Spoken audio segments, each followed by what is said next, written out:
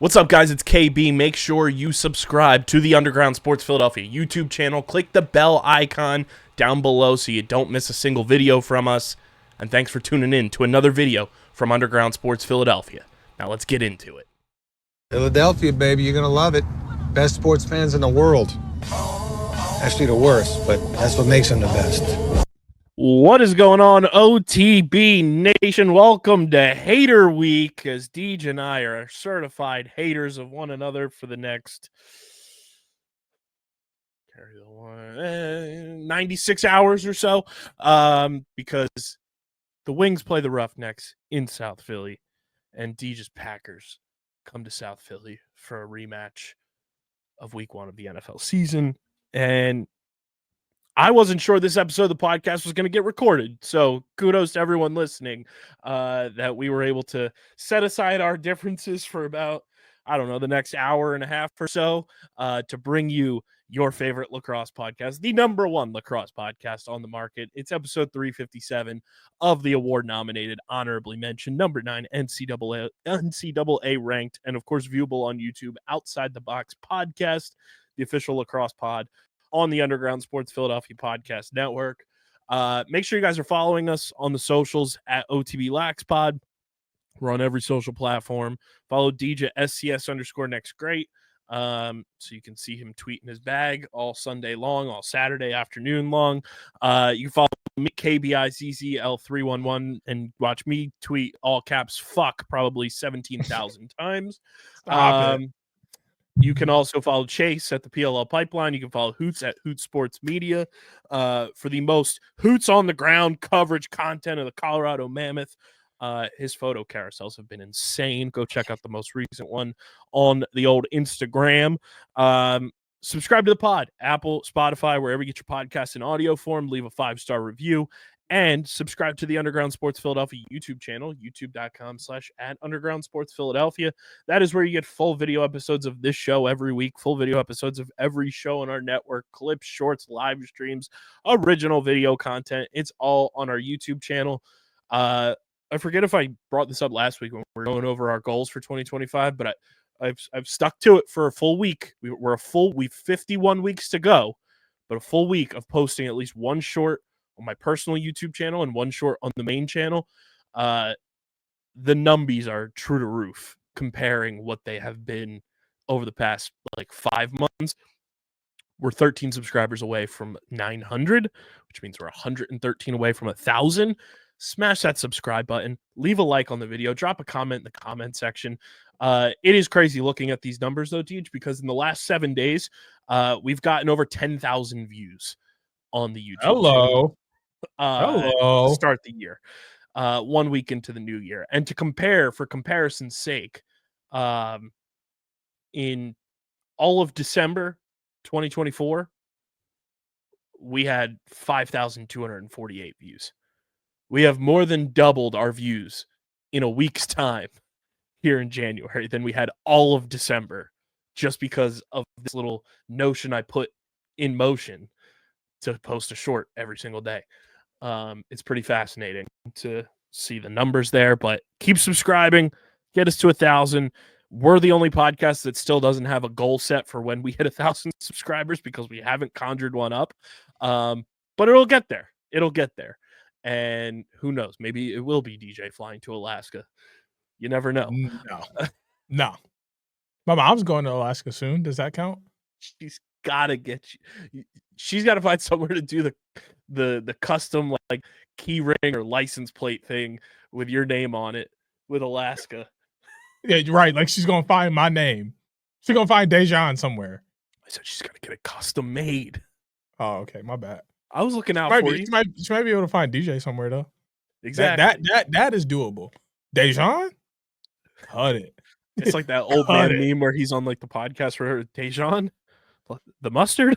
No, for real. That's what everybody says, and I'm like, yes, the mustard. No, it's me. It's me. If somebody says that to you, if someone says that to you, you just got to drop the Kendrick drop. You just got to yell at him like that. That's actually gold.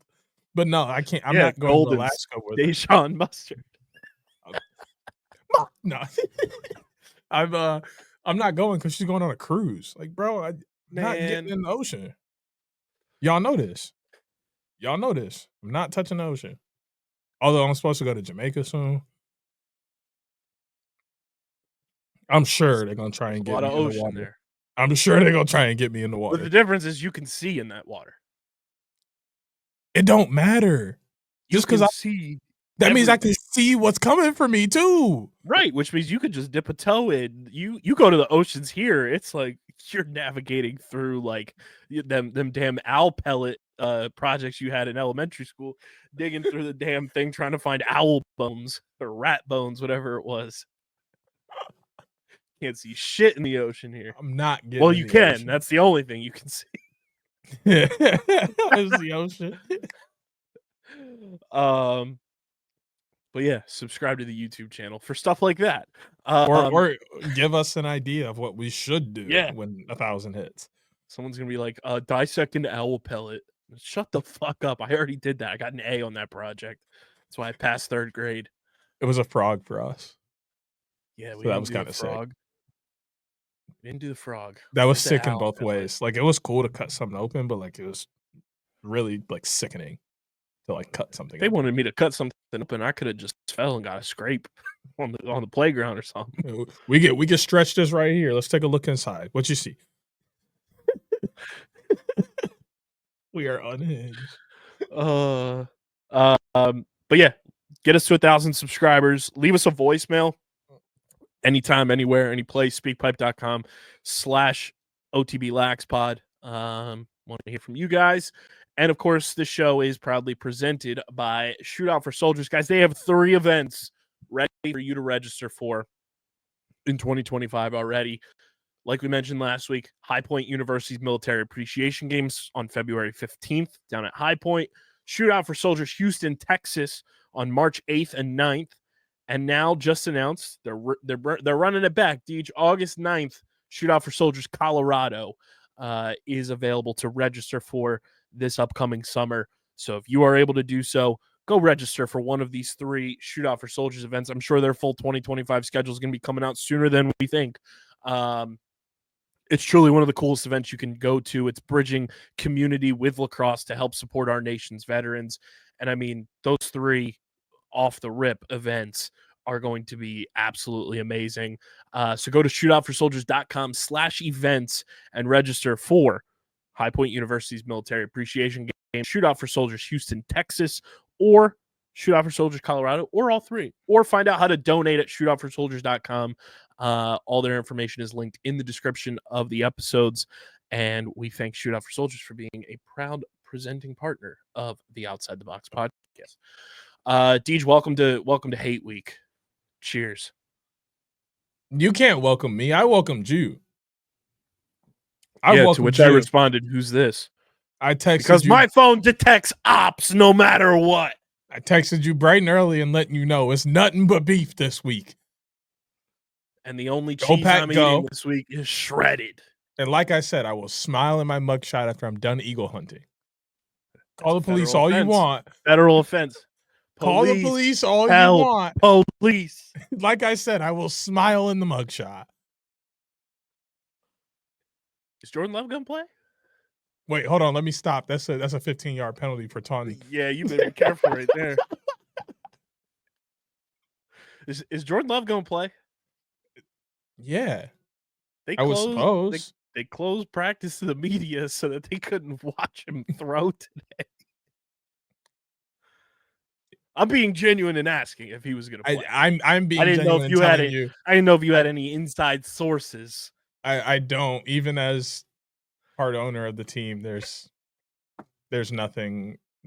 Nope. Nothing's getting out of Lambeau right now. They got that thing sealed tight. Tight. I love tighter than all the seat belts with a Cadillac with 4 bitches sitting in it. Whoa. You ever? No, but for real, I have no clue. I really hope he does play. But if he doesn't, we're screwed. Yeah, we're screwed. I think we're screwed regardless. I think it will be a good game if he plays, and I think we lose by 3, 7, 10 or less for sure. He doesn't play, we probably lose by 3 touchdowns. So, but if he plays, we might win. I mean, it's go pack go. I just want to throw that out there, y'all. We are cheeseheads for real. Well, I corrected myself. Like I said, we going Eagle hunting. I ain't forgot. I will gladly welcome any pass. opportunity I get to use the Uncle Phil "we" video meme. So we. But more importantly, I don't know if it's more important. You can have football. You can have football. I'm already be in a good mood. It's okay. Like, I'm gonna be in a good mood, and that's just gonna bring me back to the middle. Because you already know what else is gonna happen this weekend, so I ain't gotta worry about that. I was going to say, not that I think it will. I do think Saturday will be a great game. We'll get to that. My mind always goes, especially when it's the playoffs, for either the Eagles or the Phillies in particular, because everyone knows those are my top dogs. Season's still early, and we do play. I think we play Calgary twice this year, if I'm not mistaken. I think so. I would take a season split if it meant the Eagles won this weekend. Bro said, I don't even care. He said, you want this? You can have it. The Eagles move on. Playoff wins are far more important. But regardless, I think both games are going to be good. I love that the Roughnecks schedule is in calendar form. I do like that when teams put it in calendar form instead of the entire fucking league schedule. Huh. Or just their entire schedule, one after the other. Like, yeah, putting it then it's like I'm trying to backtrack to see the week before, and it's like I gotta input week one. Yeah, exactly. Some bad stuff there. We need to fix that. We also need to get the Tucker Out Lymphoma Cup standings on the NFL website. Sir, they don't. I know. I'm saying we need to get them on the website. Well, no, I was saying Philadelphia does not play. Twice this year. It might have been last year that we played them twice. We did play twice last year. We split, I believe, as well. Twice. The next play Buffalo twice, and it looks like Colorado. Oh, we play Halifax twice again, and we play Albany twice. And we already play Vegas twice. Or we play Vancouver. Wait. We play Vancouver twice, Georgia twice. Wait, these niggas didn't play no games in December? I swore they did. They played 3 games in December. Why can't I see? You know what? I don't got time for this. I don't. Who? The Roughnecks. They just get rid of the games after you see them. You literally, because it's tabbed to all weeks, you literally have to hit week 1 for it to go in order.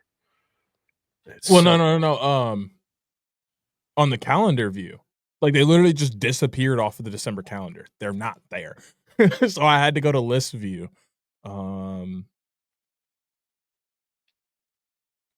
So we played Vancouver, Halifax, Albany.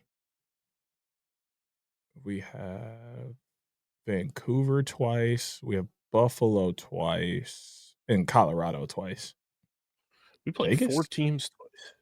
Oh, we have Vegas twice too. Yeah, I think everyone plays 4 teams twice. Yeah, Vancouver. Vancouver, Saskatchewan, Vegas, Colorado, Buffalo. We have 5 twice. That's weird. Yeah, we have 5 twice. So I don't like that. I don't like that Buffalo twice. And those are like back to back. They play each other like the next week after playing them already. So who do the Wings have 5 times? Played San Diego. We played Vegas twice. Played Vancouver twice. Halifax twice. Albany twice. That's it. Oh, Georgia. Georgia, Albany, Vancouver, Halifax. Yeah, okay.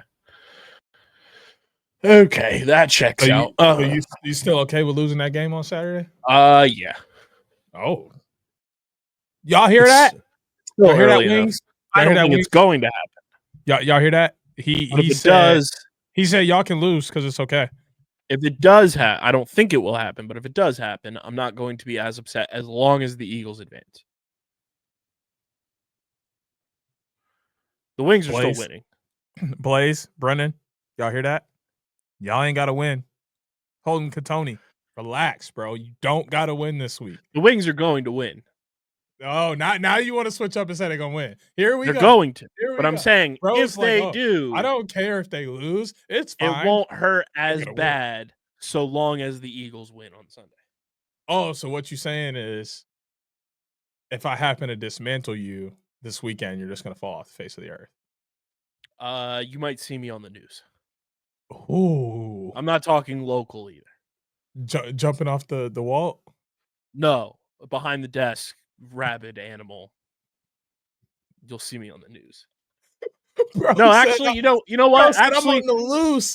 for the betterment of the pod, the Wings are going. I'll trade the Flyers' afternoon loss to the Ducks. There you go. For There both you teams go. to win. There you go. I forgot I had that in hand. I got you. But I don't think the Flyers are going to lose that game either because the Ducks fucking stink. Hey, you never know, bro. You never know. And old William Gauthier is going to get. You always got to play it. You always got to play the game. Speaking of always playing the game, this weekend we should have just not played the game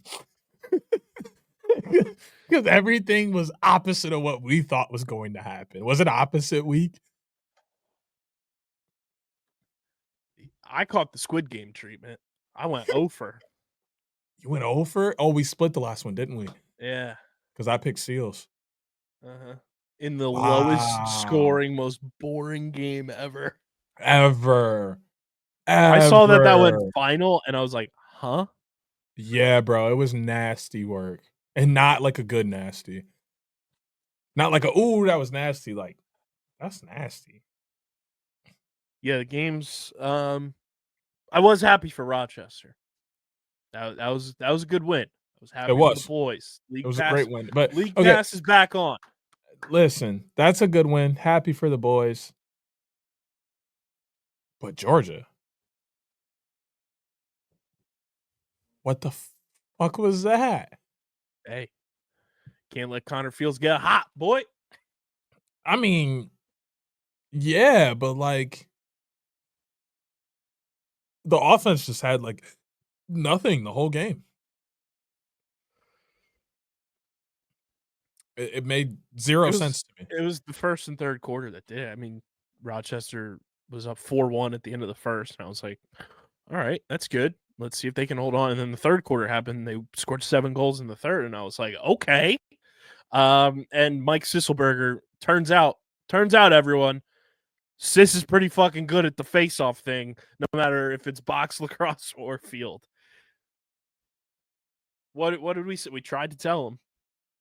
Yeah, I mean, he was a huge part of their success here, you know, getting them the ball and giving them opportunities against a Georgia team that has been on an absolute heater to start the year. But I mean, the big thing is quarter 3. I think being able to put up 7 on this defense and on Brett Dobson is huge. Actually, Dobson got chased at that point. Goodleaf was in the game. But still, just being able to put up 7 goals on this team in a quarter is huge. And that's a big part of why they were able to close things out in the fourth quarter. You look at that score, at that point, they were up. They're up 14-7. You're doubling up Georgia. Georgia's probably not coming back. All you have to do is match them at the least. And you got a good win on your shoulders. So it was nice to see Rochester be able to go out, get off to a nice start, and then maintain that momentum throughout the game and manage the game. But on the other side, I don't think you get away from Dobson. I think that might have been somewhat of a mistake. I think Dobson's one of the best goalies in the world. And sometimes you got to let a goalie play through kind of a little bit what they're going through. It's like playing basketball, coaching basketball, right? I got a player out there. He's having a cold shooting night. I'm not subbing him out because he's missing buckets. I'm not subbing you out ever if you're missing a shot. It's part of the game. You're going to miss shots. But how are you engaged otherwise? Are you out there playing good defense? Are you creating plays for other people? How many assists do you have? What's your turnover to assist ratio? Are you making free throws? All of those kind of things matter. What kind of energy do you have? Are you talking to your teammates on the bench when you do come out? Are you happy? Are you clapping? Are you pointing things out? Are you engaged? I'm not pulling you just because you're missing shots. I'm just going to look at you and say, keep shooting. It's okay. You're going to get out of this slump soon. You're going to find your groove. Keep shooting. To some extent, it's the same with goalies. You're good. Not your fault. It's okay. Next one. Next one, next one, next one. That's pretty much my thing with goalies is next one. Because 9 times out of 10, 3 or 4 people missed their assignment in front of you, and that's why this ended up happening. Drop it, let it go, next one. And I think they could have benefited from some of that and leaving him in. I think we've seen that with Calgary. They've done a great job of pulling McLeod to put him back in and then leaving him in even if he struggles a little bit. I don't know what kind of power play thing they got going on up there. Horrible word to use, actually, considering power play is used in lacrosse. Just the dynamic that they have going there. I'm not 100% sure what's happening, but it seems to be working to some extent. I think Georgia can take a book there, and maybe if you pull him in the first half just to get things settled, let him get out of his own head, let your team get back into it a little bit, and then throw him back in the beginning of the third, things might have been a little different. Who knows? But the bigger thing is, as much as Rochester won this game, I think Georgia lost this game. Their offensive flow was not there. They weren't getting the ball off the face-off much of the time. They were letting up goals and missing assignments that they wouldn't normally miss on the defensive end. So I'm excited to see them head back into practice and get back onto the floor to avenge themselves. All that to say, Rochester won this game, by the way, 16-9, in case you missed it. It was the Ryan Lynchberg coming out party, though. He had 8 points. Yes. Fieldsy had 8 points in this game. McConvey had 4 points. One of my favorite names in the league, Graydon Hogg. H-O-double-G. He had Double 3 G. points. Kyle Waters had 4 points in this game. Ryan Smith had 3 points in this game. And we said it last week, Mike Sisselberger was going to be a problem. And he proved that he's a dog. And he did it wearing number 11, Deej. Dog. Don't start. Yeah, I mean, Rochester's offense flowed. Me. Their offense was just fluid, and that's what you expect from this team coming into the year. And it was nice to see them kind of clicking on all cylinders. And it was nice to see their defense finally step up and stop a good team who has been clicking offensively all season. And I think this is the type of win that you need. And I think also it goes without saying, defense stepped up, but Riley Hutchcraft stepped up for Rochester today. He had 44 saves in this game. Yeah, that's huge. 44 shots against a Georgia Swarm team that is just loaded with talent is insane, and only let 9 goals in. That's absolute backpack boy stuff right there, if I do say so myself. We'll get to that in a little bit, but big win for Rochester. Kind of, I wouldn't necessarily say like saves their season, but it turns their season trajectory like back to where it gets it back on track to where they want to be. This is a game that you take the momentum of this win and you attempt to carry that forward now for your next quadrant of games and use this to say, hey, we're capable of winning against the big dogs. Let's keep it rolling because we have a big time rival coming up on our schedule for the next 2 weeks. I think this is a huge like momentum shifting win for Rochester in this early go. Yeah, I would have to agree. I think it was a win where they felt like they were, their backs were to the wall and they really needed to come out with this one. I think a lot of the conversation possibly in their locker room or, amongst themselves was, hey, if we don't win this game, we're probably packing it up sooner than we'd like to. Sure, they would have been 1-4, I think it is, 1-3. Would have been 1-5. That's 2-4 is a lot different than 1-5. You only got to win a couple more games to bump some people down below you and push yourself up. Being 1-5, you got to win a lot more games to be in that position. So I think it was just one of those where they came out and were like, look, our season is, it felt like a playoff. I bet if you asked them, it felt like a playoff game.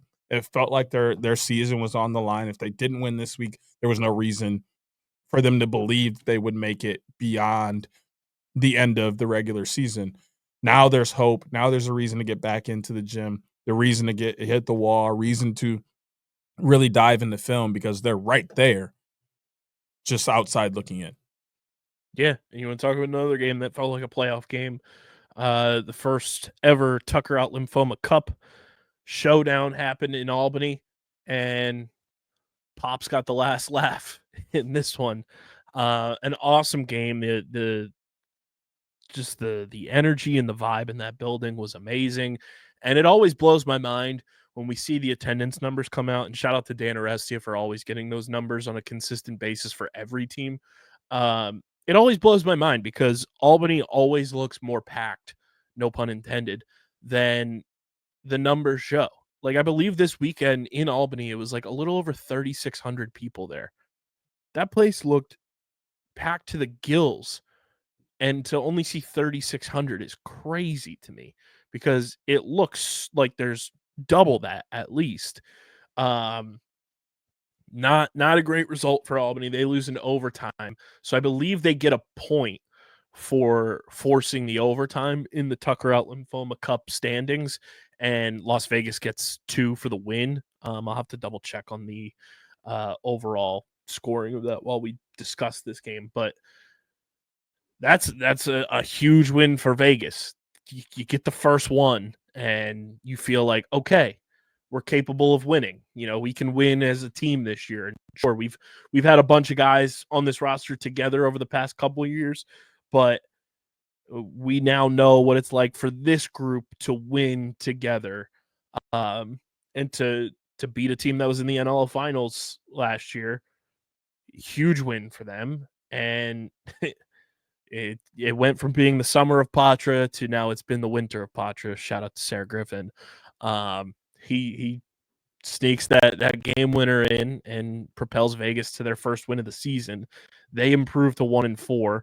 Albany falls to 1-4 with a positive score differential, and yet is sitting in second to last place due to the tiebreaker that Vegas now has in hand over them. Is it time to start worrying about post NLL finals hangover for Albany? Because all of these games that they've played in have been so close. This team could easily be, we said it on the pod, and then our guy Adam Levy also wrote an article for IL Indoor saying like this team could easily be 4-1. They could easily be 5-1 right now.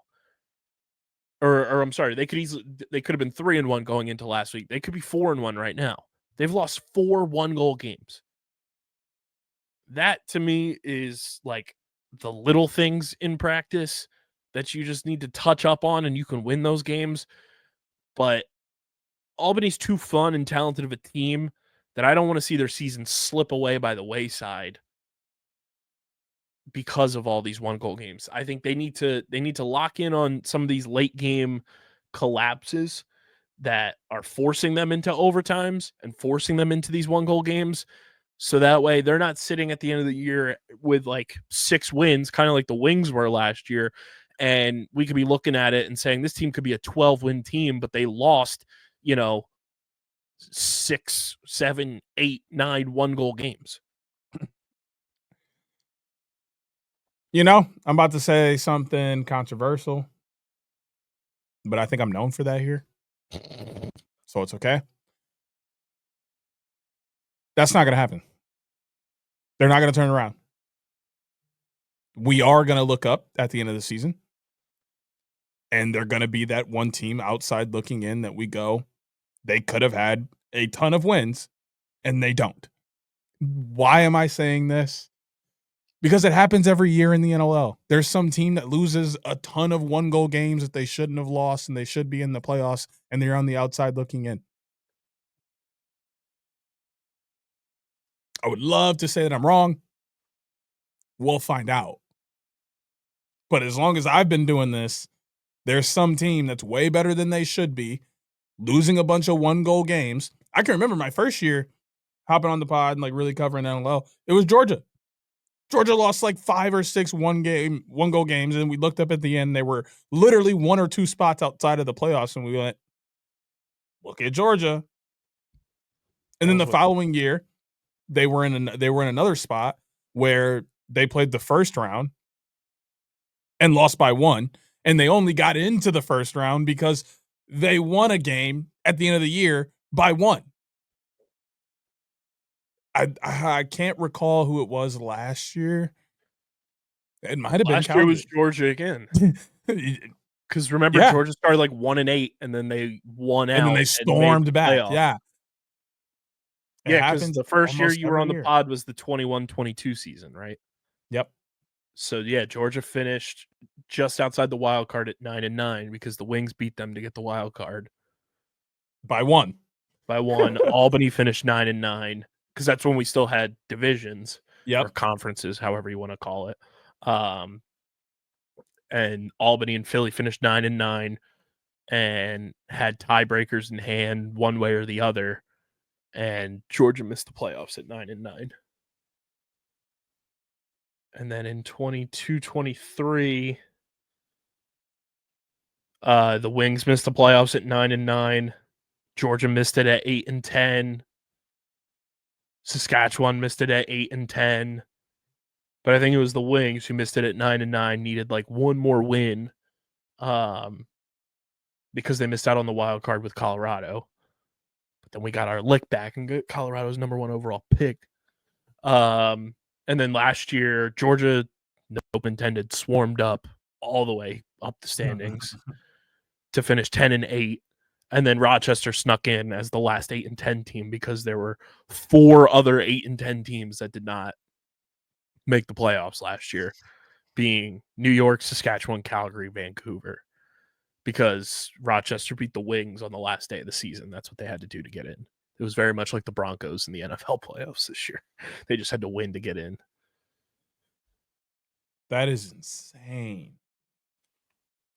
So yeah, it's definitely tough. Like looking at the standings right now for Albany and where things are, like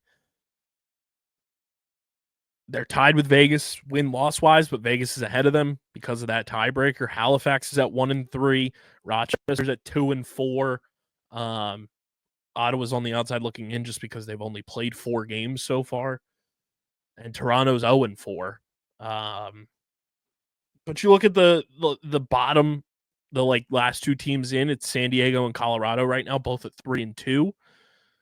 It's not insurmountable, but if you want to get into those spots, you got to do it now. Like you can't continue dropping games, and especially in that close of margin, and expect success. Like Albany has a better score differential than San Diego right now, and San Diego's 1 game above 500. So it's one of those things that like the offense is there, but what's happening with the defense? And we both said it when we were going into the week, like Albany was missing 2 of their top defensemen in Jackson Nishimura and John Wagner, but the good teams are able to not overcome that, but they're able to supplement it week over week. And Albany's got to find a way to supplement that and figure that out on the back end. Like you have one of the best goalies in the league in Doug Jamieson, but you can't just leave him out to dry towards the end of games. And not that this was a game that like got out of hand and Vegas went on a run, late to force overtime and then, win in overtime. Like this game was close the entire game. It was 3-2 after the first, another 3-2 period going into halftime. So Albany had a 2-goal lead, and then Vegas wins the third quarter 3-2. So you're up by 1, and then Vegas scores 4 goals in the fourth. Albany scores 3. That's overtime. And then overtime, you sneak it through. And it's one of those things, again, you kind of look at the stats, and this is a game that you would expect Albany would have won. They dominated at the faceoff stripe. They won 23-28 faceoffs. They went 3 of 4 on the power play. They limited their mistakes. They limited Vegas on the power play to just going 1 of 3. it was truly one of those coin toss games, but Albany continues to find themselves in these coin toss games, and if they don't figure out something quick, their season's going to be over before it even really gets started.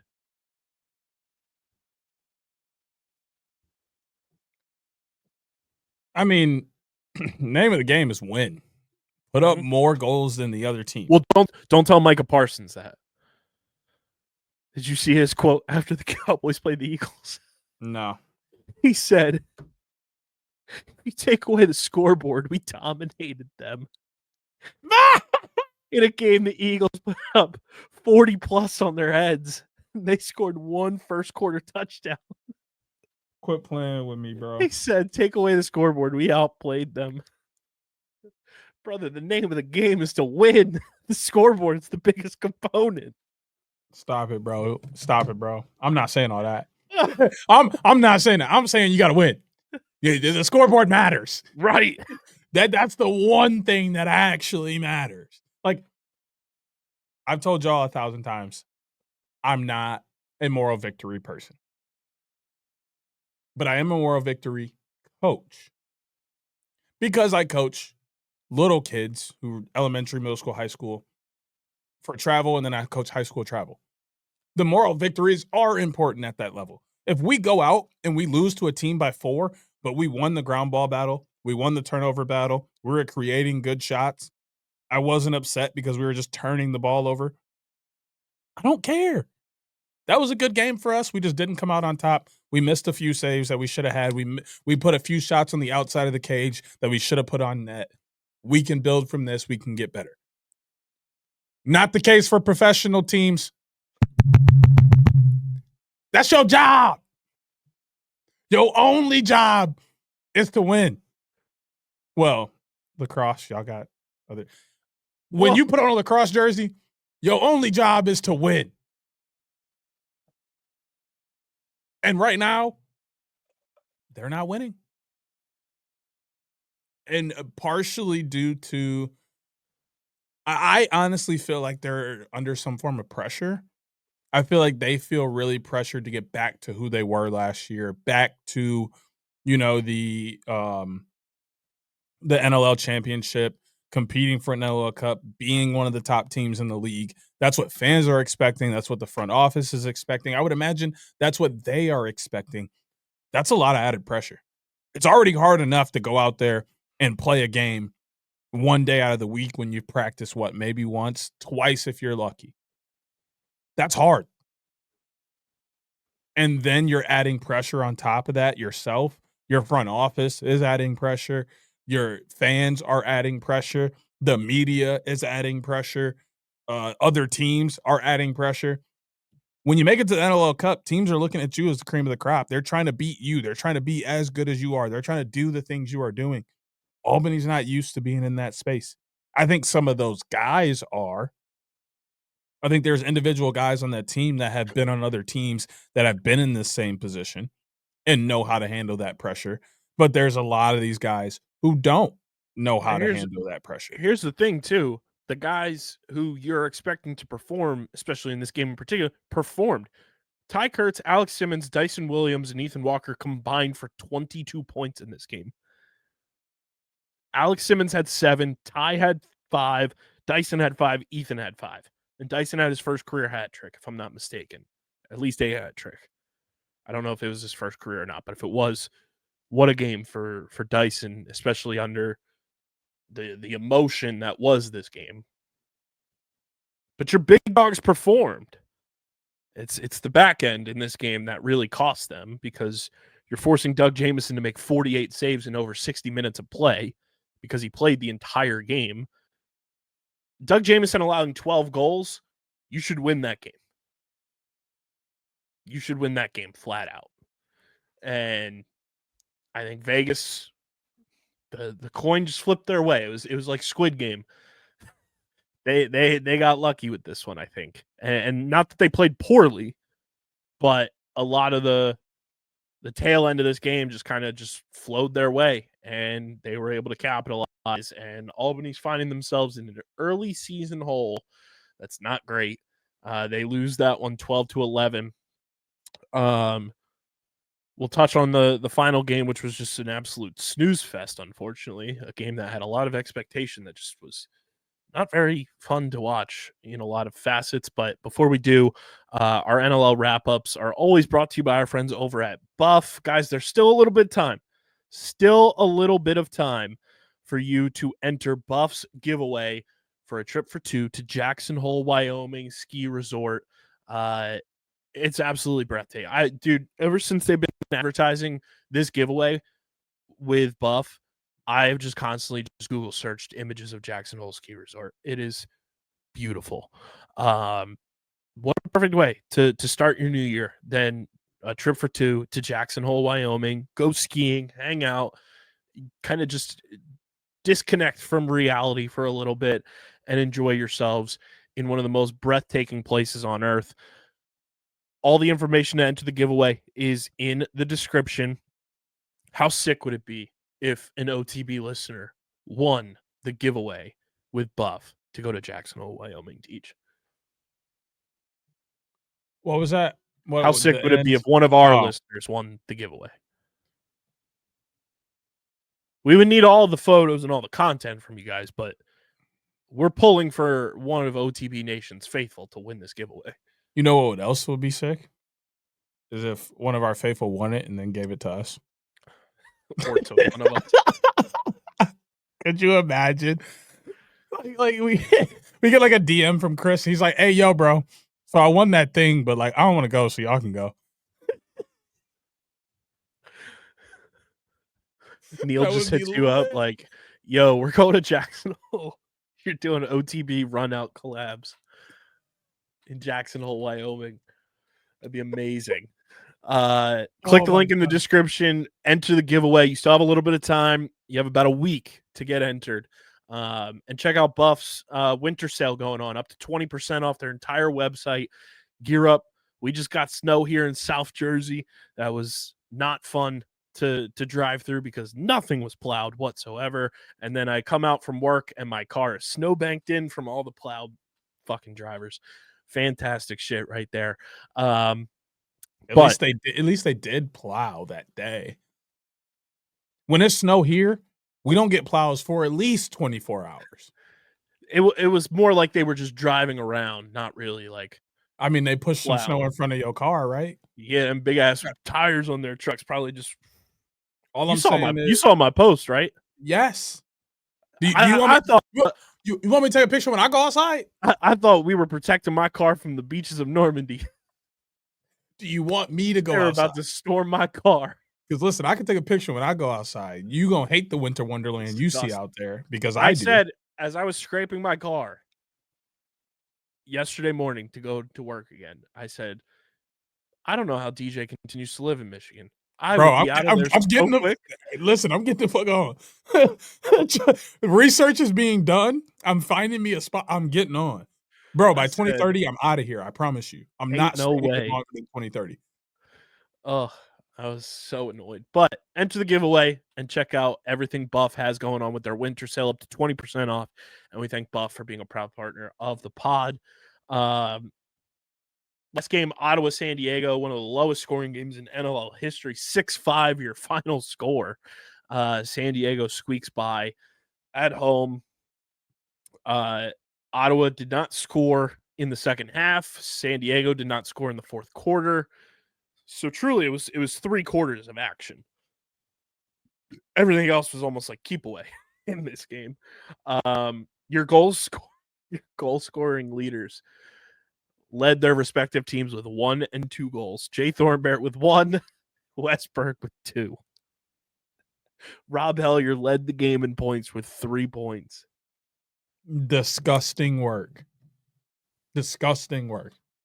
What you have to be disgusted with is if you're Zach Higgins, you're battling this whole game. You see that San Diego takes 53 shots on goal. You allowed 6 goals and you lose the game. If I'm Zach Higgins, I am disgusted. I mean, I guess, but you could say the same thing. Like, you could look over at the other side, and if I'm Chris, I'd be looking like, hey, I had a masterclass of a game down here, only let up 5, and it don't mean nothing because y'all only scored 6. They're not looking at me as having this amazing game where we just shut them out and they didn't do. They're looking at me like, hey, you held it. You had it together just enough. Like, I would be through the roof. Because, let me look at what Ottawa only had 38 shots on goal in this game. 33 saves is still a lot. Right. The percentage is through the roof. That's like 90-something. And we win by 1 in a 6-5 game. What did you just say in the last segment? A win is a win. You play to win the game. No moral victories. And he got the dub and the moral victory. Listen, you take the victory, you run with it, you're happy. Yes, it's a win. It's a tally in the dub side. And you get a win as a goalie for that. But at the same time, he did his job. If somebody else rolled through there that ain't Ottawa and they put up that performance, it ain't going to be no win over there. Yeah, but if you're Zach Higgins, you gave up 6 goals and still made 47 saves. You've got to be sick. I'm just saying they should both be sick. They should both be pissed. Yeah, but Chris has a little less to be pissed about. It pretty much was just them getting hit by shots all night. Oh. Nobody played defense. Nobody scored. It's like both teams met in the middle and we're like, hey, so we just going to hit the goalies all night? It's like they bet who could hit them in the head the most, and then the winner was going to get the pot at the end of the night. Like, be devastated. They weren't even trying. It literally looked like they weren't trying to score. 6-5. Disgusting. That's a baseball score. Honestly, it is. That's a Tuesday in July at the Padres Stadium. You can even get away with saying hockey. Sheesh. Like that's just like that's a really bad hockey game. 6-5, disgusting. No defense. That's a great hockey game. Pucks on net. I mean, don't get me wrong. I went to a game earlier this year, and the score was 5-4 in overtime. Oof. The Canucks beat the Red Wings, and it was one of the best games I've ever been to, even though the Red Wings lost. Like it was such a good game. That would be a great hockey game. And awful. Let me repeat. Awful. AWFUL for those who can't spell. Awful lacrosse game. Ugh. Stinky. Your standings look like this after 6 weeks in the NLL. Buffalo still on top, the lone undefeated team. They're 3-0. Georgia 4-1. The Philadelphia Wings are 3-1. The Saskatchewan Rush are 3-1. Vancouver's 2-1. Calgary's 2-1. San Diego 3-2. Colorado 3-2. Ottawa 2-2. Rochester 2-4. Halifax 1-3. Las Vegas 1-4. Albany 1-4. And Toronto is 0-4. And it's hilarious how these games truly only impacted the teams that are not in the playoffs for the most part. Everything else. Only San Diego was a beneficiary this week in terms of playoff positioning. But those are your standings after week 6. We head to week 7. But before we do, we got to give out the Backpack Boy of the Week award. And it's brought to you this week by Paramount Plus. Guys, it's hate week for Deej and I. It's ops week. And that means the NFL playoffs are on Paramount Plus. You can check out all the action. Don't miss out on it. You guys know we're true kids at heart on this podcast. We love that Nickelodeon broadcast. Guess where that's at? Paramount Plus. Don't miss a single second of the NFL playoffs on Paramount Plus. Use our link in the description to sign up today. And that includes the AFC Championship game on CBS Live with Paramount Plus.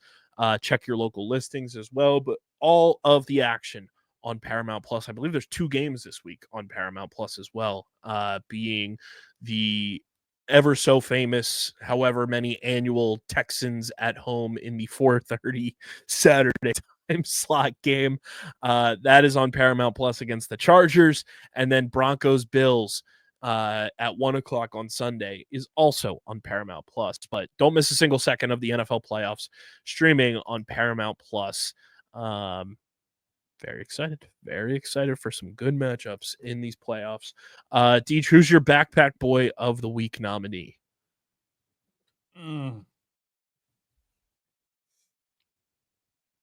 This is tough now. This is tough. Now, I will say, for everyone at home, a backpack boy doesn't necessarily mean their team had to win. That's why the nominee is tough for me. I was going to say Dyson Williams should certainly be a nominee this week. Scores a hat trick in a very emotional setting, with the Tucker Out Lymphoma Cup, playing against his dad for the first time. Mm-hmm. I mean, Zach Higgins is definitely a backpack boy, even in a loss. I think Poitras. Yeah. OT winner for Patra is definitely a backpack. I mean, Riley Hutchcraft. 44 saves. Like, you really couldn't go wrong picking any of them. We'll have our poll out by the time. I think that if I truly had to pick one here, I would probably go Higgins. And I think I say that because without Higgins, that game is what? I have another 14-5. Nominee that I'd like to put in late ballot. The pipes in the Ottawa and San Diego. Oh, let's give it to the pipes. Those things were still celebrating Christmas. 12 pipes a pinging. I'm just saying, I yes, the pipes were huge, but like without Higgins, I think that game is somewhere like 14-5, 15-5, something like that. If not lower, like they might even have less than 5 goals because of the momentum of the game and how it goes. So poll: Higgins, Hutchcraft, Dyson, Patra. Since Twitter only lets you do 4. Or do we do 3 and then other and have people comment? I like, 3 and other. So, because then it gives people a chance to kind of put their own little spin on it, see what people engage with, how they, conversation based. All right. We'll sift that out, but the poll will go up. This will be our test week of the poll, and then it'll continue. It'll start going up typically on Mondays, moving forward. But let's jump to week 7. We got a lot of games this week that we got to rapid fire through. Friday and Saturday games, kind of even split, 7 total this week. Ottawa heads down to Georgia Friday at 7:30. Also at 7:30, Toronto and Buffalo. In Buffalo, not great for Toronto. 10 o'clock, the nightcap on Friday. San Diego goes to Vancouver, which should be an excellent game. 1 o'clock Eastern, down there in South Philly, you're going to be barking in the bowl because it's bring dog to the game day. I can't wait to open the elevator when I get there to be filled with dogs. Calgary and Philadelphia, 7 Eastern. It's 90s night in Rochester. Those jerseys look sweet. It's Halifax and Rochester. 8 p.m. Las Vegas heads to Saskatchewan to take on the Rush. And then the 9 p.m. nightcap on Saturday. It's Albany at Colorado. Deej, what are you most looking forward to from these games? Obviously, Ops Week going down is a mainstay, but from the slate of games we have, what are some things that stand out to you that you're looking forward to? Based off the fact that Georgia lost their first game of the year, and Ottawa pretty much lost the most heartbreaking game of the year, that game is bound to be fireworks. I think both those teams are going to really be looking to bounce back, not only for the win column, but like for themselves, like mentally, physically as a team. They want to feel good after having what I would argue is a down day, down week, down game for both sides. So I'm really excited to see them kick off the weekend Friday night alongside Buffalo, who is probably going to trounce Toronto. Not looking forward to Toronto. I think I'm just looking forward to being available to watch Toronto or Buffalo for the first time this year. And I haven't had a time to watch one of their games live.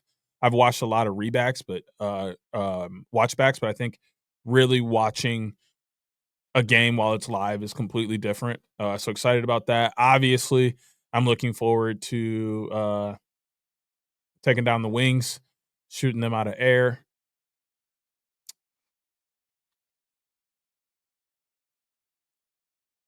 And I think that might be it. Albany, Colorado kind of has some spark to it, but there's a possibility It's a that must win for both. uh I think Colorado's okay if they lose. I think Albany starts to get in some trouble if they lose. They're sitting at 1-4 and could quickly be 1-5. I think Albany's fucked if they lose. Yeah, Like, but I that's a think huge for Colorado, it's just tough because if on Friday night, if Ottawa wins, then I don't know what the tiebreaker is, like the first tiebreaker is there, but Ottawa could potentially swipe that 8th but I place think they standing have from to them. play each other at some point this year. So that would alleviate some of that. Like, honestly, to me, being 3-3 with a possible loss to a tiebreaker, cool, versus being 1-5. Like, I think that even like I don't think so. Like, I think Albany's coming into the game must win. Like, we need to win this. This is the game we have to have. We need our energy high. All of this. Colorado's coming in like, look, a win would be great. It boosts us a ton. It gets us in a really good position. But a loss is not terrible. It's something we can bounce back from. It's something where we'd be 500, 3-3. I don't think that's terrible. When you look at what they went through the year before, I think they would be happy to be 3-3 right now and looking to advance rather than who knows. They play March 23rd in Ottawa, by the way. So that game I think will end up being huge at some point. But yeah, I think Colorado's still a game above them technically because Ottawa's only going to play in their 5th game Friday. Right. So that's something to but if keep in the Colorado back of your loses, mind as well. they would drop because of Well, yeah, but like too. you're dropping, but are you really dropping? Because then it's like if they play that next game and you have a bye week and they lose, are you moving up? Like there's a possibility you move up due to tiebreakers and all those things. So like to me, a loss here where you've played an extra game than the team that would be jumping you is nowhere near as bad as 1-5. I think that's it's even more important for Albany and Colorado because they play each other back-to-back weeks. They got a home and home the next 2 weeks. That's disgusting. I think, and once again, I think that's bigger for Albany. Because I think if Albany loses this one, I don't even know if they get up for the game next week. It's hard to 1, beat a team after you just lost to them, and 2, it's hard to beat a team when you're 1-5 and your chances of making the playoffs are ever so further getting away. Whereas Colorado, they lose this week, they like, hey, you know what? We got them. Hold on. We'll have to do that research after this week to see what teams' records are when they've played back-to-back. Because I think it's happened a few times already. Obviously, the Wings did it with Vegas and they swept. It's coming up later for us with Buffalo. I'm seeing right now what that looks like, but that's going to be a fascinating stat to kind of look at and see.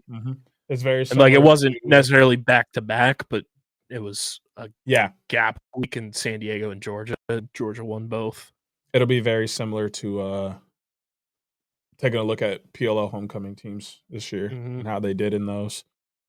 I'm obviously looking forward to being back at the Wells Fargo Center. I don't know what the media availability situation will be like on Saturday, especially because the Flyers have a night game at home at the Wells Fargo Center that same day. So I don't know what it's going to be like, but stay tuned for my coverage regardless from the Wells Fargo Center on Saturday at 1 p.m. Eastern.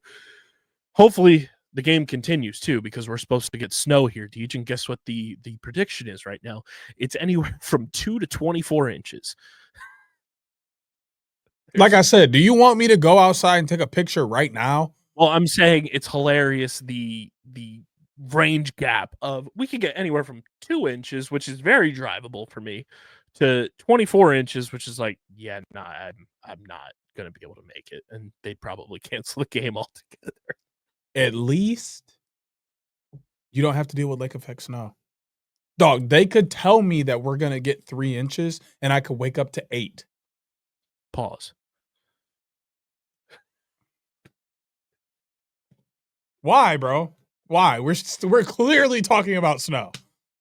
Clearly talking about snow. I just looked at the You and everybody else have seen my tweets. Don't get blocked. I just looked at the weather right now. It's looking much better than it did yesterday in terms of when it's supposed to snow. So we're looking. Maybe it'll pass through far earlier. But that's what it's looking like right now. It's been snowing here all day, and it won't stop until 9 p.m. Because yesterday it was showing like moderate snow during the time I was supposed to be driving to Philly through the time I would be there. And I was like, fuck. But now it's saying moderate from like 4 a.m. to like 6 a.m. and then 8 to 9 a.m. and then nothing. So that's what we want. That's what we aim for here. This is why we play. I'm looking forward to 90s night in Rochester as well. Just to see those jerseys on the boys. They look fantastic. And as much as we've talked about, this is put up or shut up time for Albany. This is put up or shut up time for the Toronto Rock. And not the best place to put up or shut up, being in Bandit Land. And now you're down Mark Matthews. Sure, you get Challen Rogers back. How fresh is he going to be? How non-rusty is he going to be? But not having Mark Matthews, he's missing his first game in his career, which is tough. The NLL Iron Man. And I think sneaky game of the week is San Diego at Vancouver. I think there's some potential there. Vancouver's looked pretty good to start the year. I mean, they're 2-1, 31 goals for compared to their 28 against, and they're just going out, enjoying the game, playing good ball, and wanting to be a team that has a decent season. Like, they're not going out to be the best. I mean, they are, but they're not. You can see in their game that, like, if they fall short of being the best, they're okay with that. They want teams to respect them. They want their fans to respect them, and they want to respect themselves, and you can see that they're just trying to have fun. They're looking at it like, hey, we go out, we give 110%. We're going to win some of these games. We're going to lose some of these games. Let's just win enough to be in the running at the end of the year for a playoff spot. If we get in, we'll see what we do. Like, those are my favorite kind of teams. Teams that are simply just playing to get in. As much as I hate this school, Michigan State basketball is a perfect example of that. They're not worried about the regular season. They're not worried about the Big Ten championship or Big Ten tournament. They're worried about March Madness, the NCAA tournament. How many quad one wins do they have? How many quad one losses do they have? Do they have enough to get into that is all their season is about. Getting to March Madness. And then if you watch them play throughout the year, you can see them making mental mistakes. You can see them losing games you feel like they shouldn't lose. You can see them working through problems. It's all fine to them. Because when March hits and it's time for them to play real basketball against another really good team in the country, they're going to play their very best basketball. That's what we're seeing with Vancouver. They're making mistakes. They're playing loose. They're winning games. They're losing games. They're just enjoying being lacrosse players. Because in their mind, all they have to do is get to May. All they have to do is make the playoffs. And when May rolls around, they're going to start playing their best lacrosse, and they're looking to just make anything happen once they're there. That is why Vancouver looks good. And there's no real expectations on them from anybody. Not themselves, not the media, not other teams, not their fans. Everybody just wants to see some good lacrosse and have a good time. And I mean, it was only going to be so long before Kurt figured this thing out. Kurt has won NLL Cups before. Kurt has been at the top of the Western Conference before. He's been at the top of the NLL before. I don't expect it to be any different with Vancouver. I don't think it's going to be now. I don't think it's going to be this year. Hope it's not for a few years, because that means he's going to beat Calgary a few times, and that's a separate scenario. But nonetheless, this guy knows how to win. He's got guys there with him who know how to win. All they got to do is get there. They look good.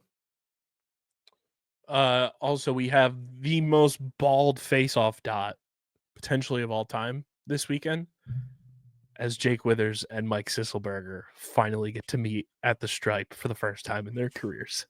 Bald is hilarious, dog. Mr. Clean would be jealous. I am so excited to tweet the King Neptune where he's looking for when that game starts. And just the next picture be the guy yelling, "Bald!" But that's also my sneaky game of the week is those two teams because they're always scrappy. It's obviously a rivalry. There's history because one used to be the Nighthawks and all that good stuff. Plus, they're doing the most diabolical thing. The Nighthawks are wearing their new logo with old Nighthawks colors. It's beautiful. The jerseys look amazing. And with that, we also got the news this week going into week 7 that Tyson Bell's been suspended for 7 games by the NLL. You and I were kind of chopping it up before we started recording. It's been going kind of nutty on Twitter. You and I were both kind of in agreement when the incident happened on pretty much everything. How are we feeling about 7 games for Big Tice? I personally would have done 4 or 5. I'm just about to throw this out there. I'm not one of those people that believes in professionalism. I'm just going to throw that out there right now. All right. So listen, I'm not one of them people who believes your boss can just say whatever to you. Your boss can just make you come into work on your day off. Your boss can just kick you out whenever. Oh, fuck. No. I'm not one of them people that believe you shouldn't be able to post what you want on social media. If you like for you, for example, you work at Staples. You go out and you say, obviously not true, I don't like black people. And I'll be like, okay, you don't like black people. That don't mean Staples don't like black people. He is not Staples. He's himself. Some of my customers think I don't like a lot of people just based on existing. But guess what? They wrong as hell. You know, like my thing is, but no, you know what they are right about? I don't like stupid people. But guess what? They telling on themselves because they the stupid ones. I swear. But like my thing is, professionalism is just a dig. It's a gag for people to be able to say or do whatever they want for you, and you have to take it. That's bullshit. We're all humans. We're all grown men. We're all grown women. We're all adults. We know how to respect each other. And where I come from, I learned the golden rules. If you ain't got nothing nice to say, don't say nothing at all. Treat others how you want to be treated. Respect those who respect you.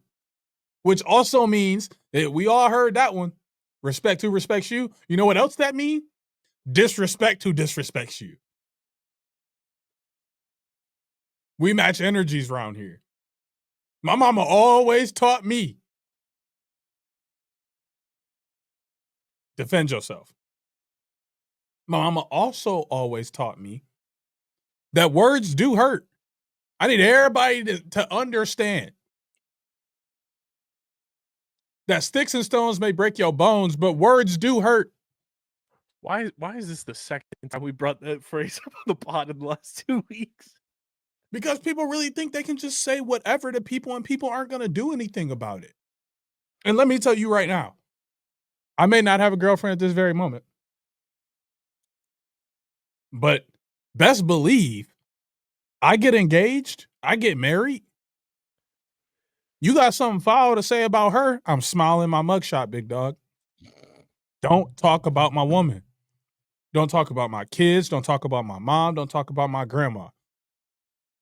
After that, you probably get away with it. You can probably honestly say whatever you want. You say something about them folks, it's up. It's up. That's the ultimate disrespect. Pulling up her Instagram, pointing at pictures, all alleged, I will say. But all I'm saying is if I'm in Tyson's boat, I would have at least swung too. Maybe not have swung my stick. I will say that's a bit far. That is a weapon. You don't use weapons. Now stepping into the box, Tyson Bell. So wing, so wing. But like at the same time, I also learned ain't no rules to fighting. So once fighting get going, weapons are allowed. Yeah, what's that? Our old buddy Pat Pitts would say, isn't that like bloodline rules or something? Roman Reigns taught everybody in the WWE. No holds barred. Okay. Bloodline rules. That's what Tyson was doing. I do think 7 is a little far for me, in my opinion. That's based off of a ton of metrics and a ton of what's that other word? Factors. Tons of factors. Mostly almost every single professional lacrosse player has a daily job, which means they're not making a ton of money off lacrosse, Right. which also means sitting out a third of your season is a lot of lost money. Well, it's really almost a half. It's closer to a half than it is a It third. is closer to a half than a third, yes. But either way, however you want to cut the pie, a half or a third, that's still a shit ton of money that he's missing out on. I don't like that it's that high, but I'm not the one making decisions. I think 4 or 5 is where I would have gone with that, off the simple fact that this is a two-sided issue. It takes 2 to tango. I'm so tired of people getting repercussions as one part of a problem. I'm not saying repercussions have to be even, but there should be repercussions on both sides. How? Perfect example. DV. We live together. We get into a fight. As the aggressor, I'm the one that gets the charges, even though you still assaulted me. We have both done things. The only place it's opposite is on an NFL football field. I'm just saying, we have both They done always get the second man in that. And even if you get a lesser penalty than me, you still got a penalty to let you know that your actions are wrong. That is why I have a problem with 7 games. That's why I have a problem with how things were handled, is because as of right now, this fan has 0 repercussions. That we know of. If somebody has heard something else, please let us know. I will retract that statement. We'll go from there. But at this moment, nothing has been done to that fan, which tells that fan, hey, you can do whatever you want and disrespect people as much as you want. We're going to allow you in here and protect you. No. If a fan is standing right next to the tunnel, he says something out of line, and he gets hit. I just texted our Mammoth correspondent. Do a thorough investigation, find out what happened, because both sides are in fact a part of this, and then you dish out appropriate consequences so both sides understand you are in the wrong. Somebody may be more wrong than the other, but you did something wrong, and this is why you did it. Please don't do it again. I don't think Tyson may never get kicked out of another lacrosse game again. Tyson might be the most mild-mannered person on lacrosse field again from here on out. You learn. You missed 7 games, and you missed all that money. Mild-mannered, awful lacrosse field. On the floors might be where he gets his aggression out. But I mean, but it won't be a 5-minute major for a fight. But I don't think he gets in a fight anymore. I think he might catch a 5-minute major for cross-checking some guy in the back of the neck during a play. But I could see him turning this energy into, I'm just going to ball the fuck out. And I'm not going to say a word to anybody off the field. I'm not going to do all the extras don't matter. I'm just here to play lacrosse and go home. Because when you lose out on that much money, you don't just... I also said that it was more like a half than a third, is because there's bye weeks involved to layer up and all that in between your games. So I said it was just right, where you're doing the and reading the statement from the NLL, it's very evident that they also are taking the fan aspect of this very seriously, which I'm glad they are. Because in a lot of these situations, you never know if a fan is going to get mentioned or subtly mentioned. But it's very evident that the league is looking into that. And I wouldn't be shocked if around the league, some semantics of your setup get changed because of this. Obviously in a situation like that, Tyson's got to face some sort of repercussion, which you and I both said when this happened. He did miss 1 game. We don't know the overall logistics, if that game counts towards this 7 games retroactively or not, because he was suspended. Right. He was suspended indefinitely by the Thunderbirds prior to this league suspension, but we don't know at this moment in time whether that's was like a holdover penalty just waiting for this to get announced, or if that's in conjunction with, or if he'll return, after the 7 games. So Hoot said he has no update yet, but he plans on asking people on Saturday at the game. So we'll find out next week's episode whether or not that fan faced any repercussions or anything like that. I would hope so. I would hope so too. It's not like the NBA. And I'm not asking for this guy to be banned forever or anything like that, but maybe no VIP for a season. So just Hoot said he for the didn't rest see of the them at season, the last game, but that doesn't mean much, obviously, because you don't know if they're there every game. They just didn't go. Yeah, and like my thing is, I would he should still be able to see games. Just limit his experience.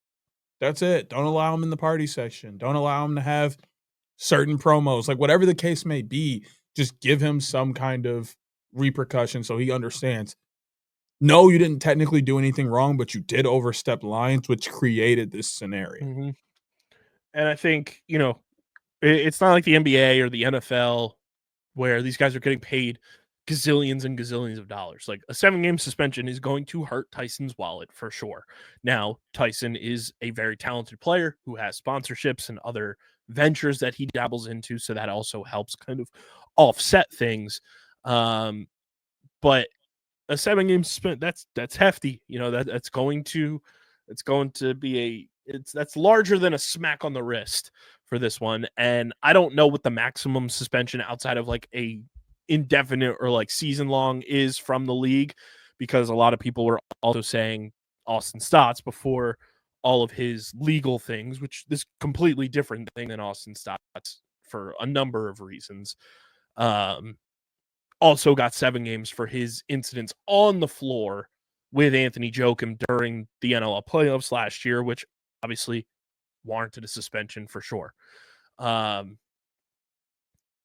So I don't know if that's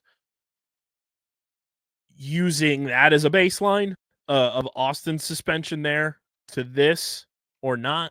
We don't know. Might have to do a little journalism 101, a little editorial there, a little journalism etiquette, and reach around to people around the league that this is out and see like what the baseline was for the suspension. But I think all in all, a lot of people who are fans of the Thunderbirds, who are fans of Tyson Bell, who are fans of the league, who are fans of all three, are happy we'll see Tyson Bell back on the floor this year.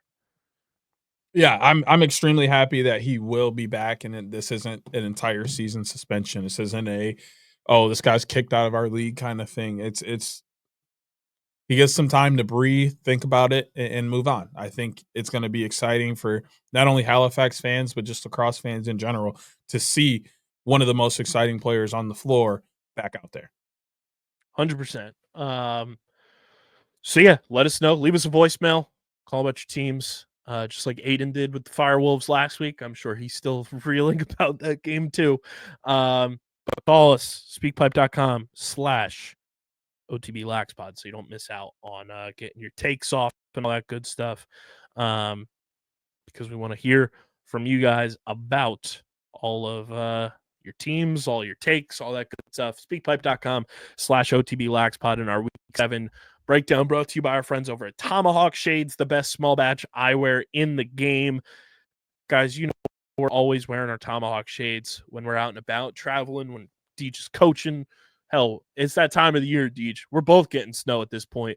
You damn well know you need them sunglasses on, because that sun reflecting off the snow will literally burn your eyes out. And when I say literally, I mean figuratively. But that shit will hurt. And you need your sunglasses even more so in the wintertime than you do in the summertime. I told you guys last month I got my sunglasses from Tomahawk Shades and Deej, the ones with the amber lenses. They got me feeling like Daredevil walking around. It makes it feel like it's daylight all the time. It could be pitch black, and I feel like I can see everything like it's 2:00 in the afternoon. It's freaking awesome. Go to tomahawkshades.com or download the Tomahawk Shades app in the App Store, Google Play Store. Check out all of their selections for sunglasses and blue light glasses and prescription lenses. And when you go to checkout, use code USP for 25% off your next order. That's code USP at tomahawkshades.com or in the Tomahawk Shades app for 25% off your next order. Deej, I believe what I'm hearing is that it is time to journey to the old pick pond, feed some ducks, and dish out our Week 7 picks of the week, brought to you by Kenwood Beer, the official beer partner of Underground Sports Philadelphia. It's a refreshing light beer, just 4.1% ABV, 120 calories, and just 8 grams of carbs. Go to kenwoodbeer.com, use the Kenny Finder to see who's got Kenwood Beer on tap in the Philadelphia, Pittsburgh, Maryland, New Jersey, and Delaware areas. You can also find Ken Beer at your local liquor stores in those markets. Again, kenwoodbeer.com, use the Kenny tracker. Must be 21 or older to do so. And of course, please drink responsibly. We start Friday night, 7:30 Eastern, down in Duluth as the Georgia Swarm take on the Ottawa Black Bears. I don't know how this game is going to shake out. This is, I think, a much harder game to pick than it looks on the surface. But I think it's going to be a fascinating battle at the face-off stripe. But I think Dauber bounces back. I think Lyle is going to be in his bag. And we get to watch Lyle Thompson and Jeff Teat kind of duel in this one, which is going to be amazing. I think it's going to be close. Wouldn't shock me if we get another overtime type game. I'm going to go with the home team, though, just because they're at home. So give me Georgia. I'm going to go with Georgia as well. My philosophy behind this is that Georgia lost last week in pretty embarrassing fashion. I don't see that happening twice in a row. I think this game could be close and they could lose it, but there's something about the guys they have on their team that show up in the biggest moments. And after a loss, one where it almost looks like you got dominated, you need somebody to step up, and I think it's going to happen. We're both going with Buffalo home against Toronto, correct? Yes. 0 questions. And the next one, Vancouver hosts San Diego in a sneaky, very fun game. San Diego's been going. They've played 5 games this year. Vancouver's only played 3. Now, you can look at that in one of 2 ways. That can be a positive that Vancouver's had time to rest, or it can be one of those things that San Diego's just been playing and they're building chemistry with a team that certainly has needed chemistry building with all the new pieces there. I think this game's going to be wildly close, but I'm giving the edge to San Diego because of goaltending. I think goaltending plays a part in this one. I think San Diego has the advantage there. The face-off stripe's going to be fascinating because Trevor Baptiste is out indefinitely for San Diego with that leg injury. So, and Stathakis has been cooking at the stripe for Vancouver in his games he's played in. It's going to be fun. Kevin Crowley, a little revenge game again, playing against his former team, but I'm going to go with the Seals to get a win on the road.